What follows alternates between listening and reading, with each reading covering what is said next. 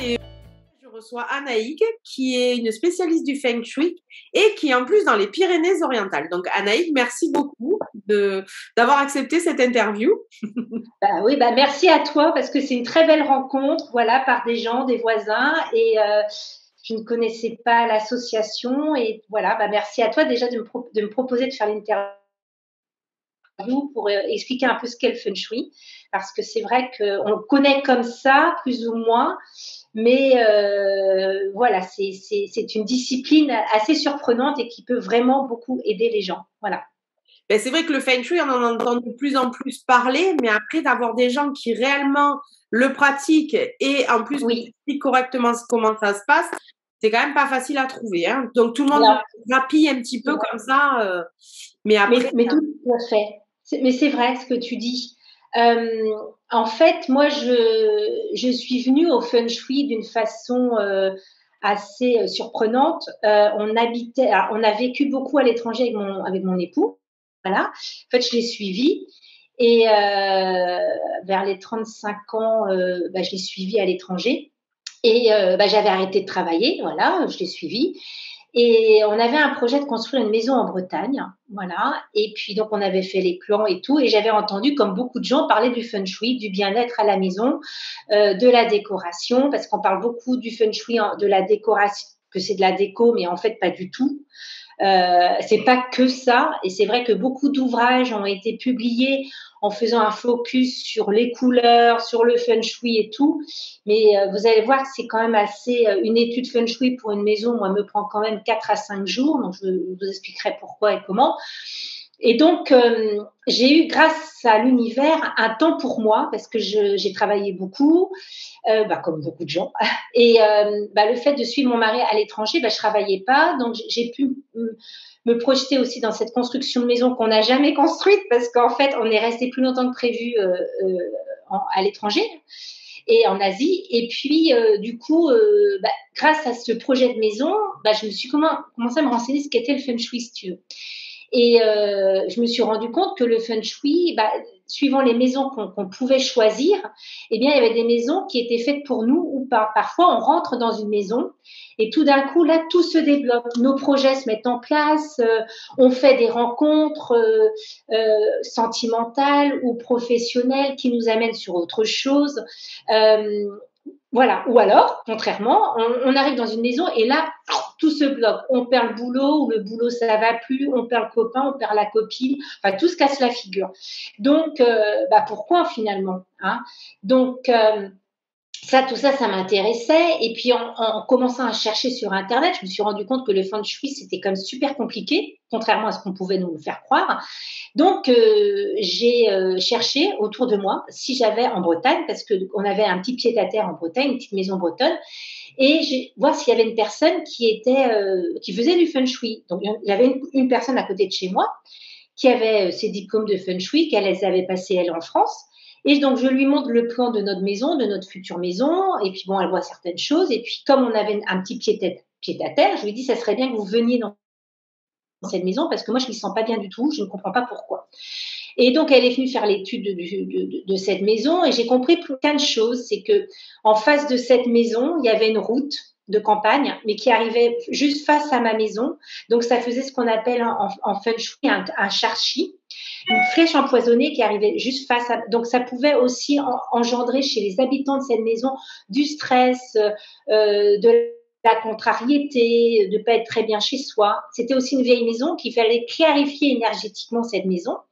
Donc, comment on clarifie avec de la sauge, avec des prières, ce que faisaient les prêtres auparavant. C'est ce qu'elle a fait, cette dame-là, chez moi. Et j'ai trouvé ça extraordinaire. En fait, en la faisant venir chez moi, ça a ouvert une porte dans ma tête. Je m'étais posé beaucoup de questions, mais depuis très, très petite, parce que j'ai toujours senti certaines choses. Alors, je suis pas médium, je suis pas du tout là-dedans, mais je ressens comme les gens, les lieux. Parfois, quand je vais dans des lieux où on se sent bien, on se sent pas bien. Voilà. Et j'ai toujours été attirée par des choses spirituelles, en fait.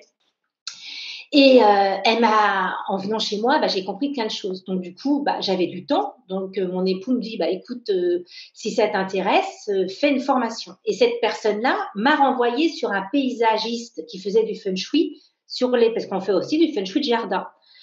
Et j'ai ce paysagiste maniait le pendule. Alors, je suis complètement fascinée. Enfin, voilà, tu vois, je découvrais vraiment les choses, quoi.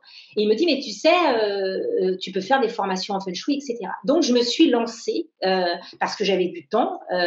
Donc, j'avais un peu d'argent de côté. Donc, j'ai mis mes économies dans ces formations-là. Hein.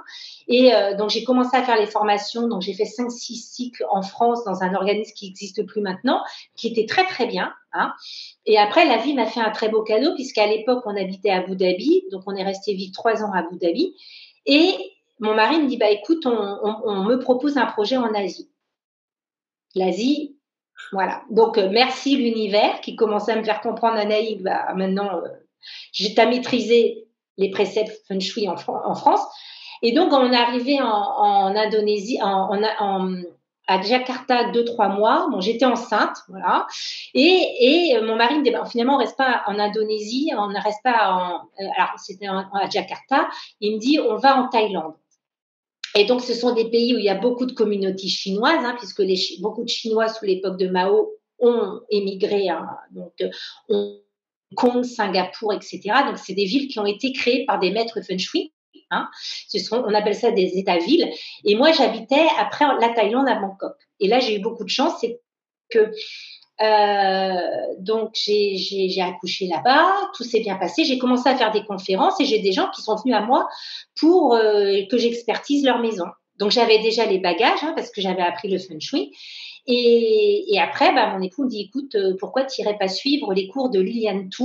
Donc Liliane, le prénom, Tu, ça s'écrit T2O, je précise parce qu'elle est connue mondialement et elle a écrit plein de bouquins. Donc moi, j'ai eu de la chance de suivre son enseignement. Comme je dis souvent à certains clients, c'est comme si votre fils était passionné de foot et qu'il faisait un stage avec Ronaldo, par exemple. Bah, moi aussi, j'avais mon Ronaldo au feng shui, Liliane Tu, qui est très connu, tous ses livres ont été qui sont publiés dans plusieurs langues, etc. Donc j'étais avec elle, voilà. Donc j'ai suivi son enseignement aussi, qui était très riche. J'ai été chez elle, alors on était à plusieurs, hein, parce qu'elle fait des sessions, donc on était à peu près entre 15 et 20 de différentes nationalités, donc c'était super riche aussi. Donc bien sûr, c'était en anglais l'enseignement et voilà. Donc du coup, je suis revenue d'expatriation. Je suis revenue le 16 novembre 2016, exactement avec ma fille. Alors, pour ceux qui s'occupent de la numérologie, tout ça, je les laisse voir ce que, voilà. Mais je me souviens bien de cette date-là. Et puis, bon, 1 an pour se réadapter à la vie française, parce que c'est vrai qu'on est un petit peu déconnecté quand on vit dans des pays. Nous, on changeait tous les ans pratiquement. Donc, voilà, il fallait une adaptation, mais j'avais envie de travailler. Et donc, il faut un numéro de SIRET et compagnie, hein, voilà.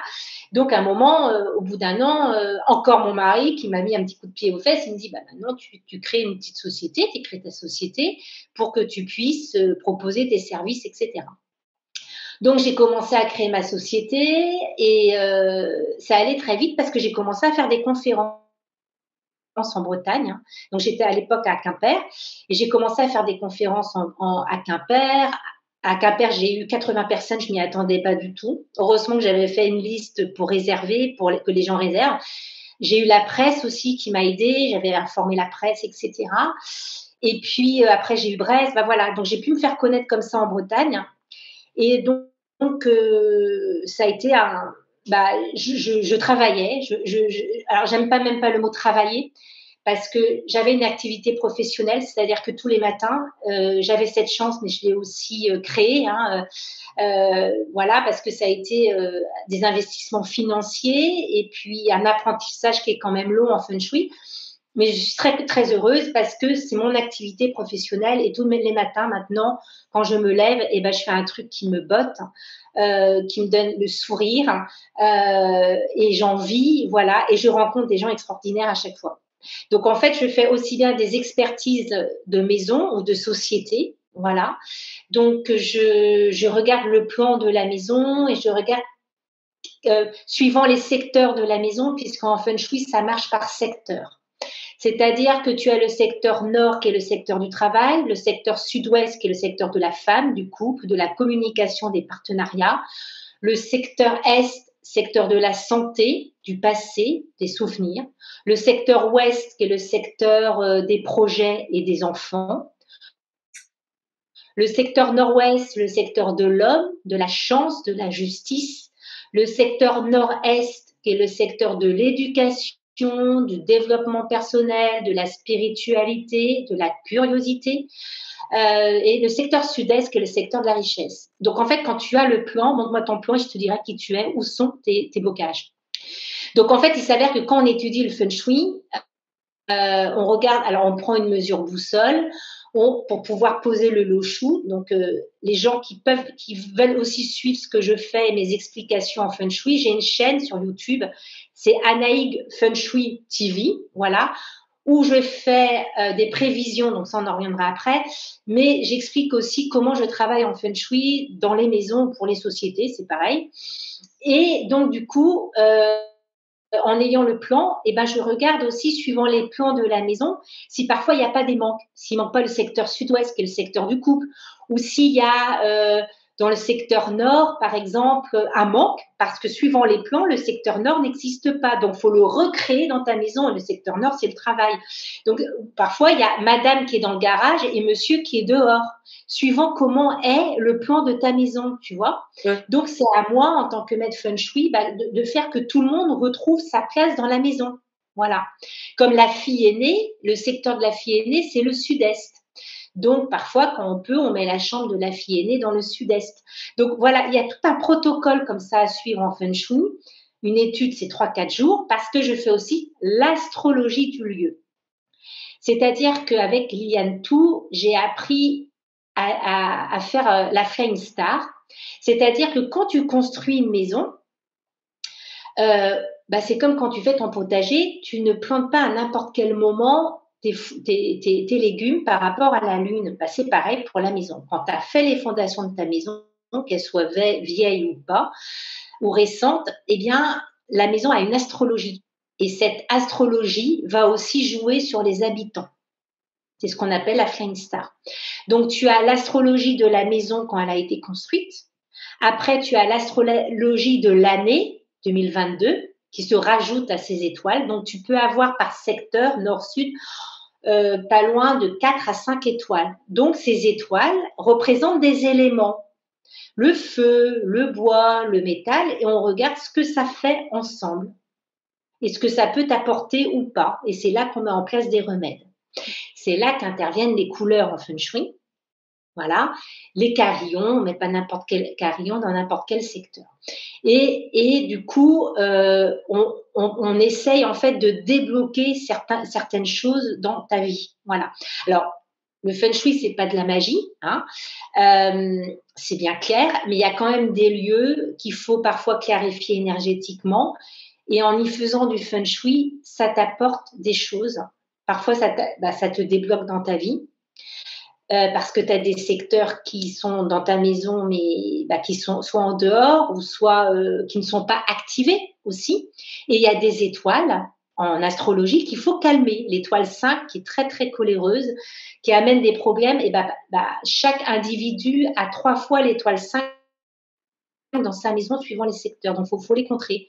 Tout simplement. C'est pour ça qu'en feng shui, on parle beaucoup de carillons à 6 ou 7 branches en métal, des tubes en métal, qu'on parle pour activer certains secteurs. Là, tu vois, derrière moi, là, ici, j'ai une feuille de ginkgo. La feuille de ginkgo symbolise la richesse, l'abondance, en fait, qu'on peut mettre dans le secteur sud-est de ta maison. C'est pour ça qu'en feng shui, on a beaucoup de symboles comme ça qu'on met dans des maisons. Donc, moi, j'essaie aussi de mettre en place des symboles qui ne sont pas trop chinois, parce que parfois, ça colle pas les uns, tout simplement. Donc, on met en place parfois qui ne se voient pas non plus, tout simplement. Voir aussi comment une famille colle entre elles. Alors, il y a aussi les sociétés, hein, parce que les sociétés, moi, j'en ai fait quelques-unes.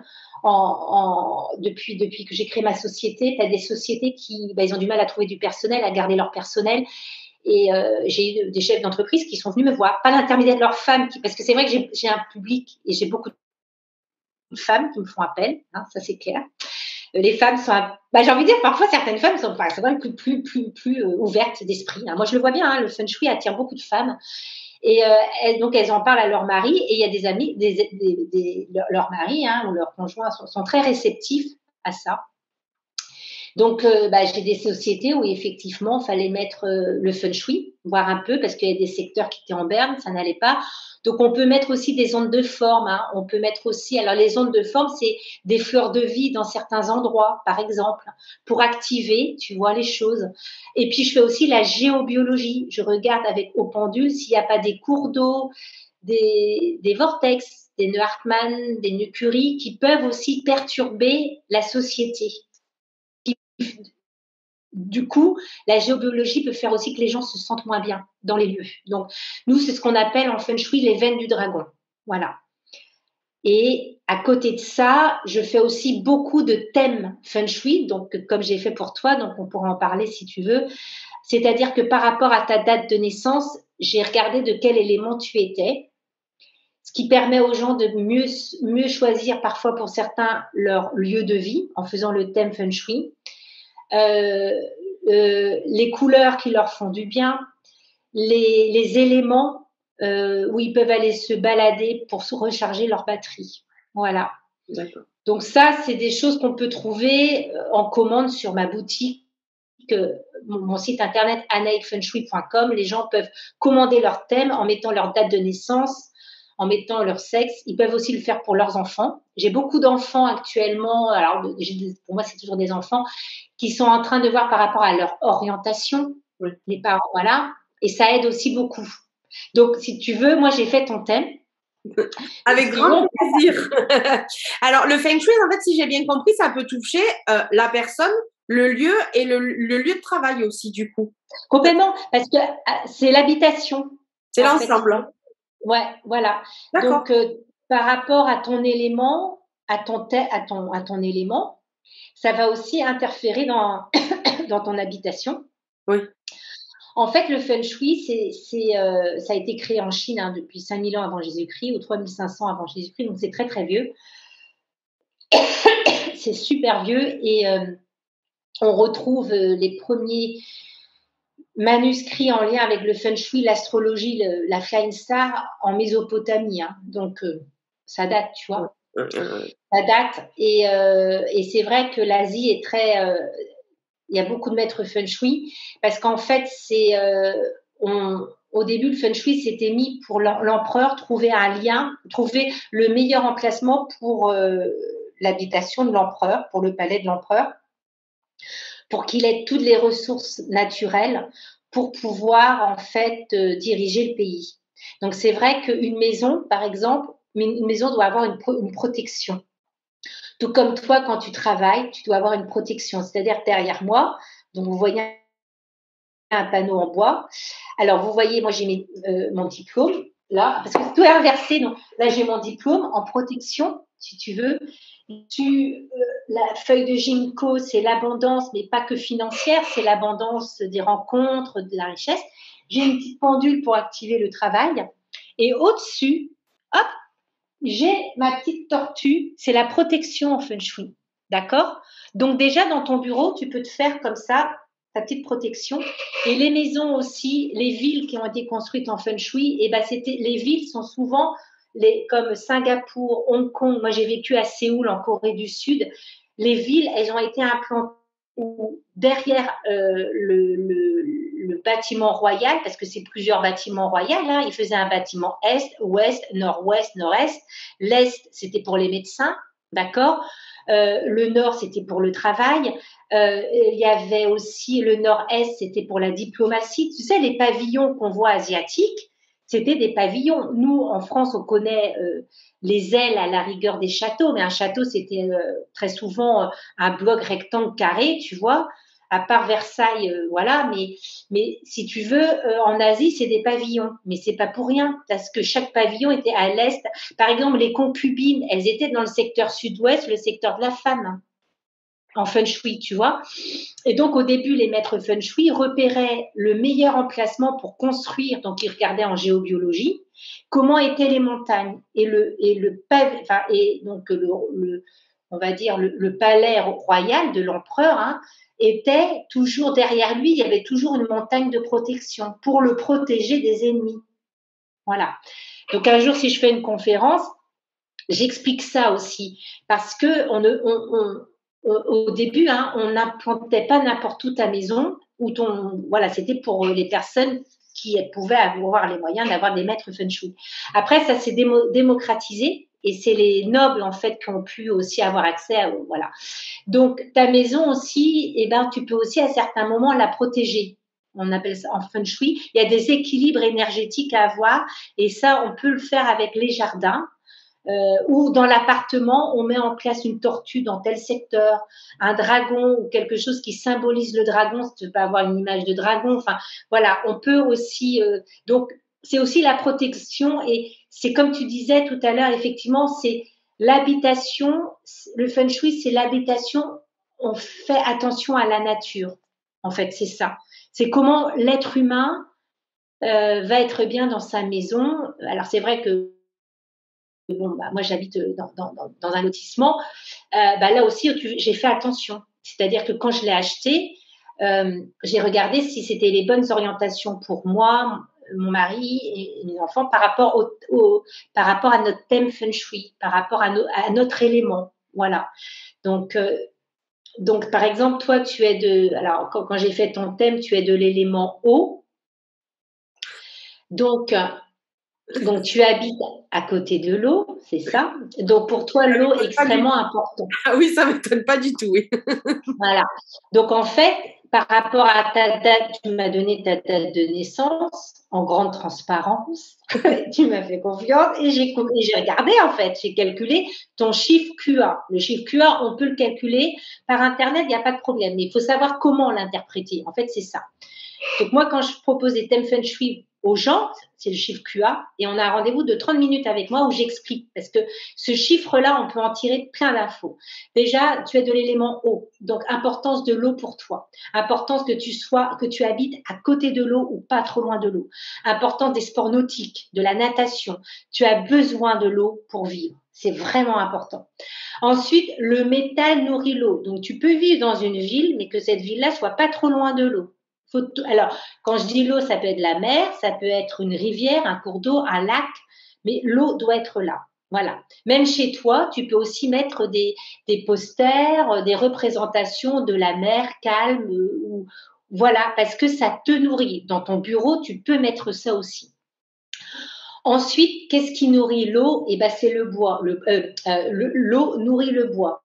Voilà. Donc, tu peux aussi aimer la forêt, aimer avoir des plantes chez toi. Les personnes aussi qui sont eau, ce sont des personnes qui, au niveau professionnel, on les retrouve. Alors, comme le métal nourrit l'eau, on les retrouve, elles peuvent travailler dans le milieu médical, parce que le métal nourrit l'eau et le milieu médical, il y a beaucoup de métal dedans. Donc, on retrouve beaucoup de gens qui sont hauts, qui travaillent dans le milieu médical ou qui sont informaticiens, qui ont toujours un lien avec le métal. Donc, les personnes qui sont hauts, on les retrouve dans des professions, entre autres médicales, informatiques, ou ça peut être employé agricole, mais elles ont ce contact, vous avez acupuncteur, mais elles ont ce contact avec le métal. Ensuite, les personnes qui sont hauts, on les retrouve aussi à travailler de près ou de loin avec l'eau. Alors, ça peut être, alors là, je vais te sortir plein de métiers, plombier, ça peut être laitier, ça peut être vignoble, les vignobles, vignerons, parce que c'est, voilà, travailler dans les banques, parce que l'argent, c'est du fluide. Travailler dans l'import-export, mais travailler aussi dans la thérapie, dans la parole, dans la communication. Faire connaître les gens, mettre les gens en relation. Parce que les hauts, les éléments hauts aiment aller vers les gens, aiment communiquer, et ce sont aussi des gens qu'on peut retrouver beaucoup dans la thérapie, dans la guérison, le fluide. Ce sont des gens qu'on retrouve aussi qui ont des dons de guérison. Donc, parce que c'est le fluide. Voilà. Donc, c'est ça les hauts. Les personnes qui sont hauts, donc ce sont aussi des personnes, leur secteur dans la maison, hein, je parlais de secteur. Ton secteur, c'est le nord. Parce que quand on trouve le chiffre 1, ça renvoie au secteur nord. Donc, toi, dans ta maison, tu peux télécharger une boussole. Tu regardes où se trouve le secteur nord de ta maison et qu'est-ce qu'il y a. Si le secteur est bien rangé, s'il n'y a pas de pagaille, si les placards sont rangés, si c'est une cuisine, si c'est une salle de bain, ça veut dire qu'il y a des fuites d'énergie. Donc ça, il faut mettre en place des remèdes en feng shui. C'est un secteur que tu dois en prendre soin. Parce que si ce secteur-là, tu n'en prends pas soin, ça veut dire que tu ne prends pas soin de toi. Que tu n'as pas le temps de prendre soin de toi. Et ça se voit dans les secteurs. Inconsciemment. Moi, par exemple, je me souviens, ça c'était quand j'étais à Bangkok, bon, peu importe, mais j'avais un appartement et il y avait toujours un bazar dans un endroit où je mettais mes papiers, machin. Et ben en fait, c'était toujours le secteur sud-ouest, le secteur de la femme. Donc à chaque fois, je rangeais. Voilà. Alors effectivement, tu vois, chez moi, mon secteur, c'est le nord-est et le sud-ouest. Le sud-ouest, c'est notre bureau. Et quand je regarde, on n'a pas fini de ranger. Alors parce que mon mari est en train de faire des installations électriques et informatiques, donc il a sorti tous ces trucs. Ma cuisine, c'est le secteur nord-est. Très souvent, je range ma cuisine. Parce que voilà. Donc en fait, ton secteur, tu as le secteur nord et le secteur sud-ouest, puisque tu es la femme à la maison, que tu vives. Alors, je précise que tu sois célibataire ou pas, tu es la femme à la maison. Voilà. Donc, si tu es en couple, bah voilà, donc tu as le secteur sud-ouest et nord. Donc, faut faire, quand tu rentres chez toi tout à l'heure, ou c'était chez toi, tu regardes où se trouvent tes secteurs.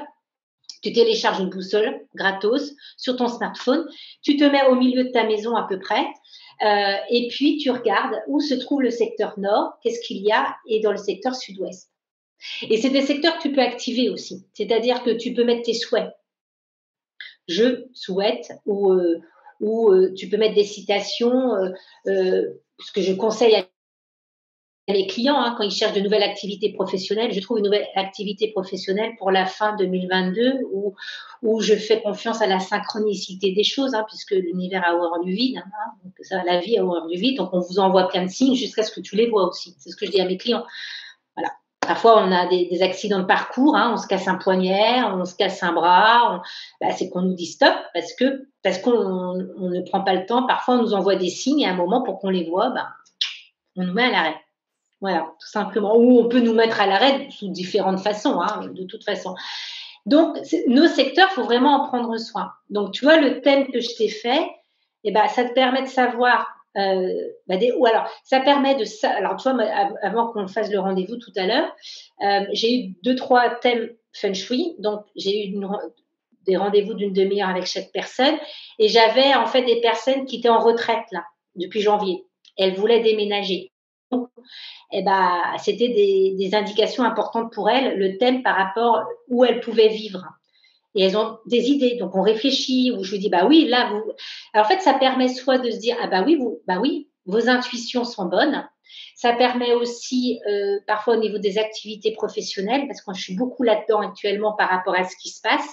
Tu as des gens qui changent d'activité professionnelle, ou qui font des burn-out par rapport à ce qui se passe actuellement. On leur donne inconsciemment un coup de pied aux fesses en disant, non, moi je veux pas certaines choses, donc je veux changer d'activité professionnelle.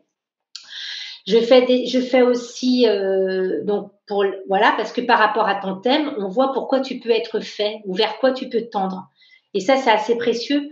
Moi, j'ai eu le cas d'un monsieur, je pense beaucoup à lui parce que burn-out, il était cadre financier et 3 semaines avant qu'on fasse, que je le vois pour faire le thème feng shui, il dit à sa femme, j'aimerais bien travailler le bois. Et en fait, il était de l'élément bois. Et ça a confirmé le thème, en fait, tu vois.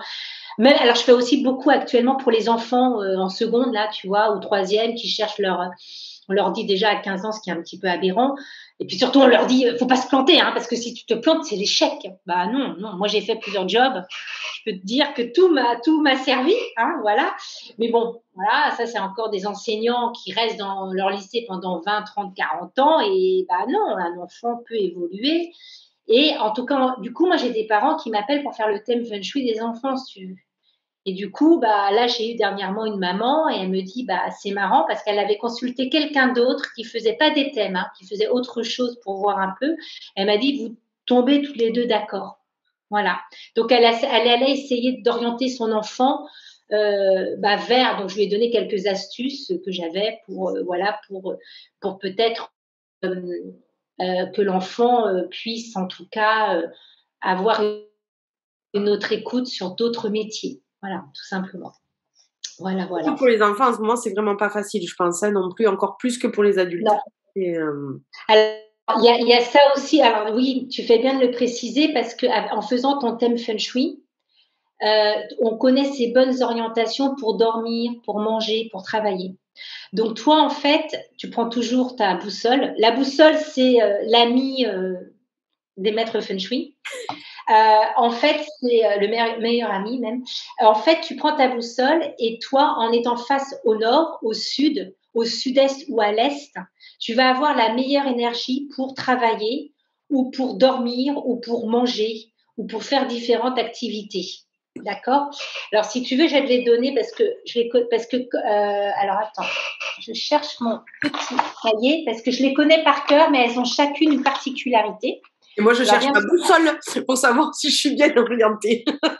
Voilà, ça, tu pourras le faire chez toi et bien regarder. Donc, si tu veux, comme tu es de l'élément eau, le sud, c'est les sentiments. Donc, quand tu te mets face au sud et quand tu dois parler à quelqu'un et que tu dois lui parler des choses qui est de l'ordre du sentiment, donc à tes enfants, à ton conjoint ou à des gens de la famille, et que c'est pas facile de leur dire certaines choses ou leur faire comprendre certaines choses au niveau des sentiments, tu te mets face au sud.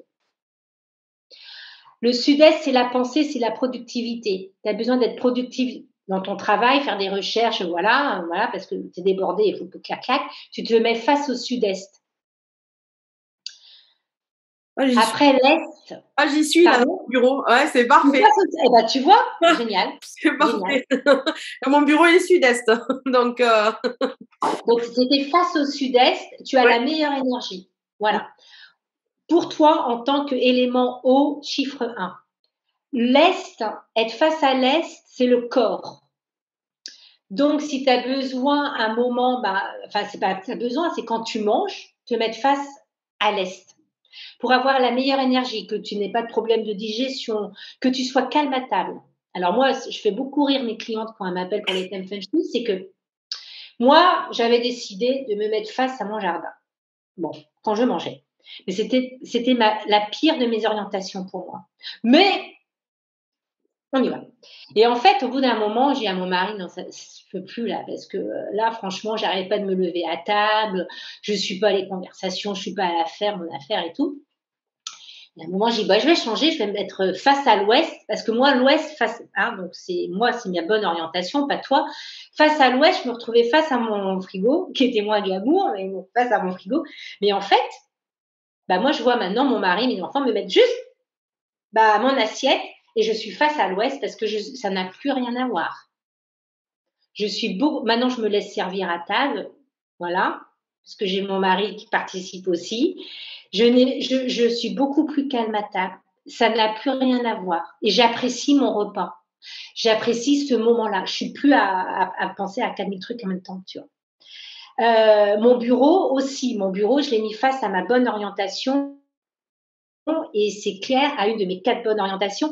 Et en fait, quand tu fais ça, tu le fais en conscience, parce que le Feng Shui, c'est le pouvoir de l'intention.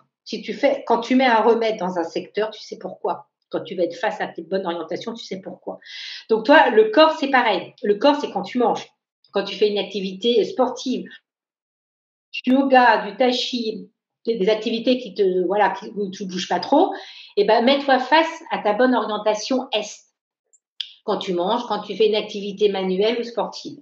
Quand tu es face au nord, c'est l'harmonie, c'est la concentration. Donc ton bureau peut être aussi face au nord, pour être dans l'harmonie et la concentration. Par exemple, des thérapeutes, moi je les conseille d'être face à l'harmonie. Voilà, suivant ce qu'ils font. Tu vois, ceux qui sont, par exemple, dans un boulot où il faut être productif, etc., dans la pensée, comme par exemple des avocats, des gens comme ça, enfin tu vois, voilà, être face au sud-est quand ils sont nord. Alors, comme tu es aussi nord, hein, et c'est l'eau ton élément, écouter l'eau te repose et te calme. Ça, c'est vrai. Voilà. C'est totalement vrai. Voilà. Ça te. Voilà. Après, il y a les couleurs sur toi. Le bleu, le blanc et le noir, ce sont les couleurs de l'eau que tu peux mettre, surtout quand tu te sens fatigué. Voilà. Alors, les couleurs du métal, le jaune, le doré, l'argenté, le gris, parce que le métal nourrit l'eau. Donc, c'est des couleurs que tu peux mettre. Les couleurs. Alors là, je vois tu as un pull vert. Alors, le vert, marron et violet, c'est les couleurs du bois. Alors, le bois a tendance un peu à épuiser l'eau. Donc, les couleurs du bois, tu peux les mettre, mais il faut vraiment que tu sois en forme. Et quand tu sens que tu as une baisse d'énergie, tu te mets les couleurs de l'eau, blanc, noir et bleu. Voilà. Ça va te ramener de l'énergie.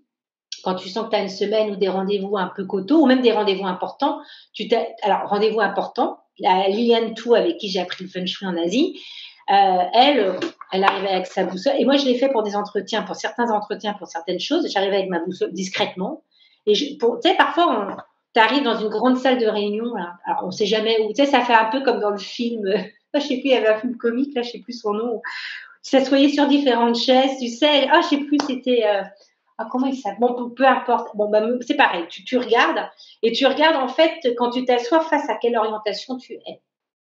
Si tu es la première à arriver, tu vois, et ben tu regardes un petit peu face vers quelle orientation. Donc tu te mets face à une de tes 4 bonnes orientations pour l'entretien. Parfois on te fait patienter dans une salle, tu regardes tout simplement. Et puis tu mets une couleur qui te donne de l'énergie, qui te fait du bien, tout simplement. Voilà. Voilà, tu vois, c'est assez riche en fait. Ah oui, je vais aller acheter du bleu parce que moi, du bleu, j'en ai pas beaucoup. Hein. Après, je vais voir la mer tous les jours, matin et soir, et je la vois 10 fois par jour. Alors, donc, c'est bien, mais c'est important. Ouais. Je suis allée marcher au bord de la mer aussi. Moi, tu vois, je suis de l'élémentaire et depuis que je suis dans cette région, dans les PO, c'est vrai que on a la montagne juste à côté. Moi, si tu veux, la montagne, je la connaissais pas très bien parce que, originaire de la Bretagne, mes parents étaient pas du tout ski. Moi, j'ai mon époux qui allait tous les ans au ski dans les Alpes. Donc, quand on est arrivé ici, parce qu'on avait le choix entre 2 villes, et tout de suite, il m'a dit attends, nous, on va se mettre pas trop loin de la montagne, l'hiver et tout. Et donc, j'ai découvert la montagne. Et j'adore y aller parce que je me suis rendu compte que les paysages de montagne m'apaisent énormément. Bah oui, c'est la terre. Et alors, je suis pas une grande skieuse parce que je commençais à 43 ans le ski, donc si tu veux, c'est un peu laborieux, surtout quand on a peur de la pente. Mais bon, voilà. Mais par contre, les randonnées, les machins, et je m'y sens bien en fait. Et dès que je peux, dès qu'on peut, on monte. On monte. Et puis la campagne, quand on est terre aussi, il y a la campagne qui nous fait du bien. Donc voilà, ça, on est dans un département où on a tout réuni. Et la chaleur, quand on est terre aussi, importance de la chaleur. Alors c'est comme toi, tu es eau, donc l'eau détruit le feu. Donc la chaleur ne va pas avoir une grande importance sur toi. Autant le feu peut, si tu veux, fatiguer certaines personnes qui sont bois, puisque le bois épuise le feu. Non, le feu épuise le bois. Mais les personnes le feu va nourrir les personnes terre. Donc moi, une région où il fait chaud, j'adore. J'ai vécu dans des pays très chauds et j'adorais. Alors bien sûr, il y a chaud et chaud, mais ça ne me dérange pas contrairement à d'autres personnes, tout simplement. Voilà. Donc en fait, déjà en faisant le thème feng shui, et puis quand tu le fais pour ta famille, pour les enfants, etc., c'est pareil, la tête de lit, tu vas l'orienter si tu as des problèmes de sommeil, par rapport à une de tes 4 bonnes orientations. Donc toi, c'est soit le nord, le sud, le sud-est ou l'est. Voilà. Donc c'est assez riche en fait. C'est assez riche.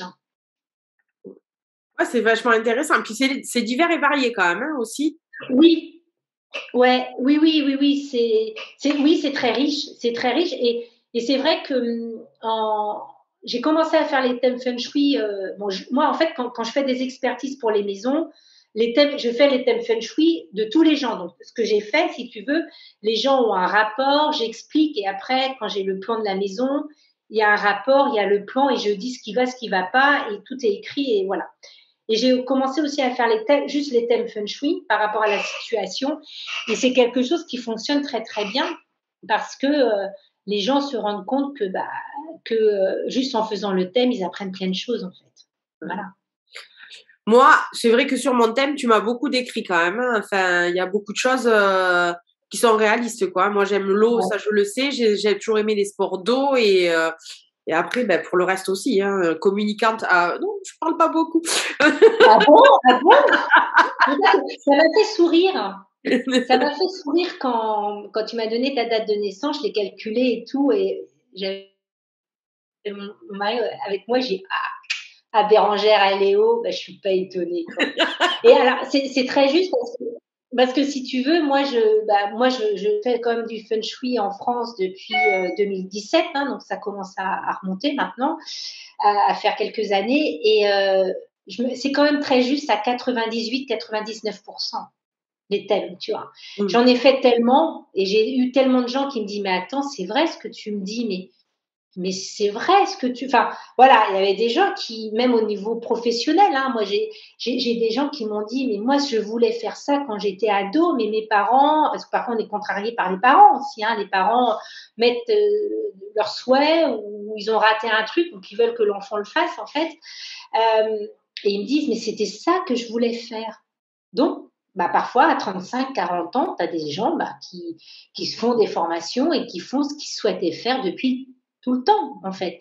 Parce que parfois, on est conditionné, consciemment ou inconsciemment. Parce que dans la famille aussi, avec les thèmes feng shui, bah, si par exemple, si ton père ou ta mère est terre et toi, tu es eau, Oui. la terre détruit l'eau. Donc, inconsciemment, ton père ou ta mère qui est eau voudra avoir le dessus sur toi, mais inconsciemment, où ils vont t'orienter vers un truc, tu vois. Mais c'est inconscient, c'est ce qui se passe parfois dans les familles, où tu as des couples aussi. Parfois, j'ai des couples qui disent, oh là là, ça pète chez nous. Moi, j'ai eu un couple, oh là là, c'était à l'italienne, hein, voilà ça. Bah oui, parce qu'en fait, j'avais la personne qui était une personne qui était bois et l'autre qui était terre. Le bois détruit la terre. Mais ça vaut aussi quand tu travailles avec des gens. Oui. Moi, j'ai travaillé pour des sociétés pour mettre en place les espaces de coworking et je calculais le thème feng shui de tout le monde. Ah oui. Du coup, ça quand même. Et tu regroupes les éléments quand c'est du coworking comme ça? Alors en fait, Non. j'essaye d'orienter les bureaux face à leurs bonnes orientations. Ouais. Voilà. Et puis, bah, parfois, ton supérieur, s'il est bois et toi t'es terre, le bois détruit la terre, tu peux pas changer de supérieur parfois, hein. Donc c'est comme ça. Mais parfois, j'ai les supérieurs en face de moi, donc j'explique aussi. Je dis, bah, vous êtes bois et elle est terre, ou lui, il est terre. Donc en fait, le bois, inconsciemment, ne va pas forcément toujours écouter ce que le terre va dire. Par contre, un feu, quelqu'un qui est feu, qui va travailler avec quelqu'un qui est terre, le feu va nourrir la terre. Donc c'est une super complémentarité. Dans les couples, c'est pareil. Moi, je suis terre, mon mari est métal. Alors, le métal a tendance un peu à épuiser la terre. Voilà. Donc, de temps en temps, tu dis au métal, stop. Mais si tu veux, on se nourrit mutuellement. D'accord, ouais. Tu vois, mon mari a su aussi à certains moments m'aider quand j'ai créé ma société ou me donner un coup de pied aux fesses quand il le fallait, si tu veux, en me disant, bah, le feng shui, vas-y, fais les formations, pourquoi t'attends, quoi, vas-y. Donc, il y a eu ce côté-là. Et par contre, moi, la terre nourrit le métal. Donc, au niveau des échanges avec mon mari, c'est vrai que on est toujours dans les projets et les projets se concrétisent. Enfin, c'est très positif aussi, voilà. Mais c'est là où parfois ça peut être parfois compliqué, c'est quand ça s'oppose. Tu vois, ça se détruit. Nous, on appelle ça se détruit en feng shui. Et c'est vrai que parfois, du coup, c'est bien que le couple le sache parce que moi, j'ai des gens qui me disent, ah, mais c'est bien, Anaïs, tu nous le dises, parce que c'est vrai que parfois ça part en cacahuète chez nous. Et ben, c'est bien de l'avoir en tête et on comprend mieux aussi les fonctionnements des uns ou des enfants. Hein. Tu vois, c'est ces schémas-là, tu vois, par exemple. D'accord, ok. Tu vois, donc l'étoile, ça se nourrit ou ça se détruit au centre. Hein, d'accord. Voilà. Tu vois, donc tu as le feu, tout ça. Hein, c'est avec ça qu'on travaille aussi, nous, en feng shui. C'est le cercle des éléments, tout simplement. Voilà. Oui. Et donc, du coup, voilà, ça permet comme ça à comprendre aussi comment une famille fonctionne ou une société. Voilà. Et du coup, tu peux apprendre à mieux communiquer avec l'autre aussi, alors du coup. Ah oui, ah bah oui. Moi, j'en reviens à la communication, tu vois, de suite, Mais, j'ai repris mon élément. mais non, mais complètement. C'est-à-dire que si tu sais que bah, toi, tu es eau, moi, je suis terre. La terre détruit l'eau. Oui. Donc, ça se peut que moi, à certains moments, si on discute inconsciemment, eh ben, je vais peut-être vouloir te convaincre sur un truc ou enfin, je sais pas, mais tu Oui, vois. Bon, ouais. après, ça dépend des personnalités, parce que tu as des, voilà. Mais parfois, bah, voilà, la terre détruit l'eau. Donc, moi, si à un moment on travaille ensemble, moi, je sais qu'à certains moments, je peux peut-être, comment, être dans ma discussion, être persuadée d'être convaincue et de peut-être pas t'avoir assez écouté ou compris certaines choses, tu vois. Oui, oui. Voilà, et ça peut être aussi une maman avec son enfant, tu vois. Bah, de pas forcément, son enfant est haut, elle est terre, et bah, elle va rester sur son idée. Bon, après, il y a aussi le caractère, si tu veux. Mais parfois, c'est des choses inconscientes. Voilà, c'est tout. Et le chiffre là que tu as calculé, comment il s'appelle déjà? Le chiffre QA. QA. K-U-A, quoi. Alors, parce que en fait, c'est toujours traduit en chinois, donc tu vas trouver le chiffre G-U-A ou Q-U-A. Tu le trouves plutôt sur Internet, Q-U-A. Donc, tout le monde peut le calculer, mais après, il faut savoir comment l'interpréter, en fait. Ouais, ouais. C'est ça. Voilà, c'est juste ça, en fait. Hein. Et C'est c'est pour intéressant de savoir. Enfin, nous, enfin, moi, en magie, par exemple, on a les éléments, on sait un peu comment, mais du coup, si tu as ton enfant, tu sais déjà quel chiffre il a. S'il a un tempérament feu, moi qui suis eau, Voilà, ouais, bah voilà, c'est ça. Et, et avec ton conjoint aussi, oui, oui, tu vois. pareil, oui, oui. Tu as des gens qui ont divorcé et disent ah ouais, je comprends parce que l'autre il était ça. Bah oui, je comprends. Mm. Enfin, et tu vois, il dit bah oui, moi j'ai trouvé un métal, bah le métal nourrit l'eau. Enfin, tu Ouais, vois, voilà. ouais, ouais. Après, c'est vrai que moi je vois dans ma fille est terre comme moi et mon mari est métal. Donc c'est vrai que moi je vois avec ma fille, donc ma fille est du chiffre 2. Les personnes qui sont 2, donc elles sont terre. Et au niveau professionnel, activité professionnelle, les gens qui sont deux terres, eh ben, je le vois déjà, ma fille, elle est assez jeune, mais je le vois déjà, ma fille, elle est très protectrice. Elle protège les enfants, elle protège les animaux. D'ailleurs, elle fait de l'équitation. Et si tu veux, c'est très intéressant parce que elle est quand même elle est qu'en primaire.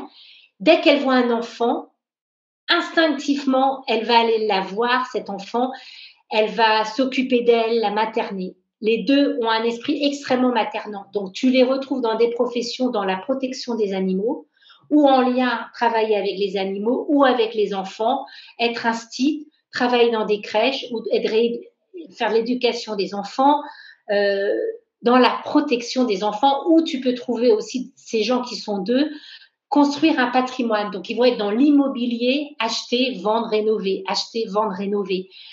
Voilà, grosso modo. Donc, si tu veux, déjà, quand tu fais le thème feng shui de tes enfants ou avec ton conjoint, parfois, tu vois déjà des traits de ton enfant. Voilà. Et du coup, bah, tu sais aussi comment orienter son lit pour qu'il dorme bien. Comment les couleurs de ton enfant. Parfois, moi, j'avais des enfants, des mamans qui me disent oh, il s'habille en noir et tout. Bah, c'est normal, ton enfant, il est haut. Donc, pas de panique. Hein, il ne va pas sortir dans le gothique, ton enfant. C'est qu'il est haut. Donc, bah, les couleurs de l'eau, tu vois, c'est noir, c'est bleu et blanc un peu. Tu vois. Moi, quand je mettrais du noir, je serais, c'est normal, c'est mon élément, je suis haut. Voilà, mais En tu train vois, de me dire, arrête de t'habiller en noir. Non, c'est mon élément. Ça y est, je saurais quoi répondre. Merci. voilà. Mais ouais, mais c'est ça, c'est voilà, c'est ça. Et c'est vrai que moi j'ai eu des mamans hein, parce que quand je faisais les thèmes, enfin quand je faisais les thèmes, quand je faisais les expertises chez les gens, bah ça permettait, voilà, puis de connaître les secteurs. Elle là, c'est mon secteur, tu mets pas ton bordel, quoi. Parce que en fait, ce qui se passe aussi, c'est que quand tu fais le feng shui dans ta maison, parfois tu as les enfants ou les gens qui mettent, bah, ils se débarrassent et puis ils mettent ça dans un coin. Bah oui, parce que c'est leur secteur. Mais c'est un secteur, si tu veux, bah, qui a peut-être un lieu de passage et c'est pas facile. Ou alors ils vont aller dans ce secteur-là. Par exemple, tu peux avoir des gens qui ont le même secteur. Par exemple, tu as une fille aînée, son secteur c'est le sud-est dans la maison, et donc c'est la fille aînée. Et en calculant le chiffre QA de ton fils, et ben le QS, ça va être aussi le secteur sud-est. Donc, tes 2 enfants en commun, ils ont le secteur sud-est. Okay. Donc, le fils va vouloir mettre ses affaires dans le secteur sud-est inconsciemment. Enfin, tu vois ce que je veux dire? Ah, j'entends. Donc voilà, donc faut dire bah voilà, bah oui, parfois c'est normal. Donc le secteur sud-est, tu le divises en deux. Mais ça, c'est souvent quand ils sont petits aussi. Ouais. Tu vois? Par exemple, moi j'ai ma fille aînée, donc le secteur sud-est, dans le salon, parce que tu peux aussi, dans ton salon, tu as toutes les orientations, et ben dans le secteur sud-est, j'avais mis son coffre à jouets, son petit bazar, quoi, tu vois, parce que voilà. Donc, notre cuisine était américaine, voilà, enfin, une cuisine ouverte sur notre salon, salle à manger. Et ben, quand on était arrivé, aménagé dans cet appartement-là, tout de suite, j'avais repéré, j'ai dit, bon, ben, on va mettre le coffre à jouets là, le gros coffre, et c'est vrai qu'elle y était tout le temps. Et c'était son. Alors, oui, parce que j'avais mis ses jouets, mais elle était dans son secteur Ouais. sud-est. Ça bien. Voilà. Voilà. Donc là, tout dernièrement, j'ai fait une expertise pour un appartement avec un jeune enfant aussi. Bah, hop, tout de suite, je lui dis, bah voilà, ton enfant, bah, de toute façon, un enfant, en plus un petit, il aime bien être avec sa maman ou son papa. Ils vont pas jouer tout seuls dans leur chambre, ça c'est quand ils sont un peu plus grands. Donc du coup, bah, il faut que tu aménages ton salon ou même parfois ta cuisine. Hein, ça arrive, tu as des grandes cuisines, d'avoir un coin pour l'enfant où il peut gribouiller sur le mur, tu vois, faire ses petites installations quand maman cuisine ou papa cuisine, quoi. Parce que bah, il faut qu'il soit à côté, qu'il ait une compagnie. Oui, voilà. Et ben, ils en ont besoin. Et c'est vrai que c'est des petites choses comme ça. Après, tu as le secteur ouest, c'est le secteur des enfants aussi. Donc, tu peux aussi, c'est là que tu mets les photos de tes enfants dans le salon, dans le secteur ouest, par exemple. Voilà. Le secteur sud-ouest, dans ton salon, c'est le secteur du couple. Donc, tu peux mettre aussi quelque chose qui représente le couple pour toi. Donc, ça peut être une photo, une sculpture qui représente un homme ou une femme, par exemple. Donc, c'est ça aussi la symbolique en Feng Shui. Donc, j'ai fait, en fait, sur ma chaîne Annette Feng Shui TV, j'ai fait plein de vidéos. Là, j'aurais depuis 1 an et demi, 2 ans. Voilà, j'ai fait plein de vidéos sur le Feng Shui et sur aussi l'astrologie, les prévisions, parce que en fait, je peux faire, avec la Fenster, je peux faire des prévisions. Donc, je suis pas médium, mais avec mes étoiles, je vois en fait mois par mois ce que parfois on peut nous réserver, l'actualité et autres. Donc voilà. Donc, je fais aussi ça. Donc, vous verrez différentes choses du Feng Shui, différentes facettes de ce que je fais. Voilà. Je vous mettrai. Voilà. Mais je ne fais pas des prévisions pour les gens. Hein. Non, non, je ne suis pas médium, je ne suis pas là-dedans. Mais je peux voir certaines choses. Voilà, voilà, avec les étoiles. Bah, en tout cas, merci beaucoup, Anaïk. C'était très intéressant. On a appris plein de choses. Voilà, le Feng Shui, c'est vrai que tout le monde connaît un petit peu parce qu'on en entend pas beaucoup parler. Ouais. Mais après, pour connaître des gens qui en font vraiment, je pense que c'est pas si évident que ça et c'est pas facile à trouver aussi. Non, oui, c'est vrai. Alors après, bon là, il y a eu l'histoire du coco, donc c'est un peu compliqué de mettre en place des conférences, mais j'ai pour projet de mettre en place des conférences dans les PO, et puis après ailleurs, les formations aussi, parce qu'on m'a beaucoup demandé pour les formations. Donc, je ferai des ateliers pour apprendre aussi le Feng Shui aux gens. Hein. Donc, il y aura des cycles de formation. Donc, je vais mettre ça en place aussi sur des week-ends. Donc, il y aura probablement en Bretagne et probablement dans les PO, voilà, le nord-sud, voilà, où je vais mettre ça en place. Donc, ça sera des cycles de formation. Je tiens à préciser que le Feng Shui, ça prend du temps pour apprendre. Hein, voilà, on peut pas maîtriser le Feng Shui en un seul week-end, mais en tout cas, on peut. Pour ceux qui veulent découvrir, ils peuvent faire les formations, mais c'est vrai que pour être maître Feng Shui, faut faire tous les cycles de formation, hein, parce que ça prend du temps. Il faut bien comprendre surtout l'astrologie des lieux, c'est sûr. En fait, tu fais du bon Feng Shui quand tu comprends les étoiles, les interactions, etc. Voilà. Mais il y en a des maîtres Feng Shui, hein, ça c'est clair. Moi, je travaille beaucoup à distance. Beaucoup, on m'envoie les plans des maisons et voilà. Et maintenant, l'univers m'a permis de travailler à distance. Voilà, c'est pas toujours possible, mais moi, j'arrive à le faire. Il y a pas de problème. J'ai des clients un peu partout dans le monde. Tu me parlais de la Calédonie. J'ai des clients j'ai eu en Calédonie, dans les Caraïbes, un peu dans des lieux toujours stop, tu vois. Donc, de temps en temps, ils me font une vidéo pour me montrer, voilà, c'est pas mal. En PO, on est plutôt pas mal. Hein. En PO, on est plutôt pas mal quand même. Hein. Mais voilà, donc je montre aussi, voilà.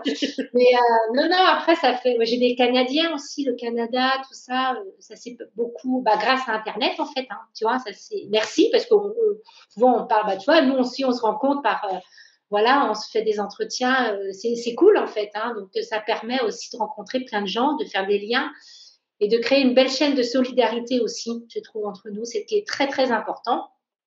Parce que c'est vers quoi nous allons tendre également. Voilà. Merci beaucoup, très intéressant.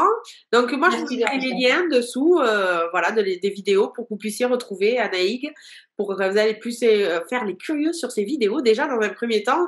Et après, Oui. ne pas hésiter à lui demander son thème comme moi j'ai eu parce que c'est vraiment très intéressant. Voilà, moi j'ai calculé vite fait ma fille du coup. Mais bon. Elle est quoi ta fille? C'est 8. Elle est comme moi, c'est génial, elle est terre. Donc, elle aura un peu le dessus sur maman. Attention. C'est ce que j'avais compris vite fait là. Donc, ouais. Oui, Mais voilà. oui. Alors, le 8 c'est plus spirituel, tu trouves pas? C'est le Ça. 8 en chiffres. Donc, ce sont des enfants qui peuvent même être haut potentiel, en tout cas une grande attirance au niveau de la spiritualité, le bien-être en général. Donc, ce sont des enfants qui peuvent se diriger vers des professions où il y a le bien-être. Et aussi, ce sont des enfants très curieux qu'on peut aussi les retrouver être enseignants, hein, enseigner une discipline, un enseignement. Hein, on peut les retrouver dans l'éducation aussi nationale ou aussi dans la création des écoles alternatives. Oui, on sera plus par là, nous. Ce sera. Voilà. Ouais. Il y en a quand même de plus en plus. École Mais des 8, couleurs, voilà, tu vois, le 8, c'est ça. Et les couleurs, pour le 8, c'est le rose, le rouge, les ocres et le jaune. c'est tout ce C'est qu'elle des aime. couleurs qui. Voilà. Elle est en Voilà, plein voilà. temps, hein, donc. Et la chaleur, très important pour les 8 aussi, la montagne. Comme moi, en fait. Hein, quand je parlais de moi, je parlais de ta fille, je ne savais pas qu'elle était 8, mais si tu veux, voilà. Ouais. Donc, voilà, donc, un 8, oui, 8 est haut, donc, de temps en temps, il faut que tu lui dises stop, quoi. Ah, Écoute un peu maman, quoi. oui, c'est ce qu'on fait régulièrement. Voilà, ouais. Voilà. En tout cas, merci beaucoup. À très bientôt. Et puis, Merci Bérangère, à très d'avoir bientôt. écouté. Et puis, je vous mets tout ça en lien. Merci. Bonne journée. Au revoir. Au revoir. Merci à toi. Au revoir.